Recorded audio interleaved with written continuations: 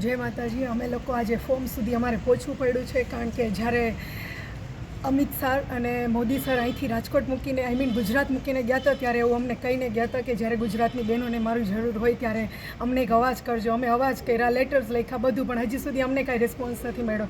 એટલે આજે અમારે આ ફોર્મ સુધી પહોંચવું પડ્યું છે. હજી અમે એવું વિશ કરીએ કે આ ફોર્મ અમારે સબમિટ ના કરવું પડે એવું, કારણ કે એક દીકરી, એક બેન અને એક મા હંમેશા પૂજનીય રહી છે અને રહેવાની છે. અને હરેક નાગરિકનું અસ્તિત્વ દેનાર એક સ્ત્રી જ હોય છે, તો સ્ત્રીને પૂજનીય રાખવી આપણા બધાની ફરજ છે.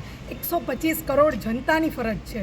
તો આજ એ જ નારી સામે લડવા માટે અમે આવ્યા છીએ. અમારો વિરોધ નથી કોઈ પક્ષ સાથે, નથી કોઈ જ્ઞાતિ, જાતિ, ધર્મ, કોઈ સાથે નથી. જી, અમે તો જે રીતે અમે આગળ વધી રહ્યા છીએ, અમારી અંતર્મનથી એવી ઈચ્છા છે કે આ ફોર્મ અમે ભરીએ જ નહીં, અમે આમાં ઊભા પણ ના રહીએ, કારણ કે અમારું પહેલેથી એક જ વસ્તુ હતું કે અમને મોદીજી સામે વાંધો નથી, બીજેપી સામે વાંધો નથી, માત્ર એક વ્યક્તિનો જ અમારો વિરોધ છે કે વ્યક્તિ દ્વારા જે વાણીવિલાસ થયો છે, જે અમને દુઃખ લાગ્યું છે, અમે માત્ર એમને પદ પરથી હટાવવા માંગીએ છીએ, એમને સજા આપવા માંગીએ છીએ કે ભવિષ્યમાં કોઈ પણ વ્યક્તિ આવું ઊભું ન થાય અને આવું કોઈ પણ વાણીવિલાસ ન કરે અને રાજકારણના નામે કોઈ વ્યક્તિ ઉપર આવું ન થાય. એટલા માટે અમે લોકો લડત લડી રહ્યા છીએ. અમે બીજેપીની વિરુદ્ધમાં પણ નથી, મોદીજીની વિરુદ્ધમાં નથી. અમે ક્ષત્રિય છીએ, હિન્દુ ધર્મનું રક્ષણ કરવાવાળા છીએ અને બીજેપી હિન્દુની પાર્ટી છે. તો હજી પણ અમે એ જ વસ્તુ કહીએ છીએ, અમે બીજેપીની વિરુદ્ધમાં નથી. તો કોઈ પણ એવો ખોટો પ્રચાર ના કરશો. અમે પાટીદારની વિરુદ્ધમાં પણ નથી, ક્ષત્રિય અને પાટીદારને પણ સામે ન લાવજો. અમારી એક જ વસ્તુ છે કે રૂપાલાભાઈ દ્વારા જે પણ હલકી માનસિકતા દ્વારા રાજકારણ રમીને વસ્તુ કરવામાં આવી છે,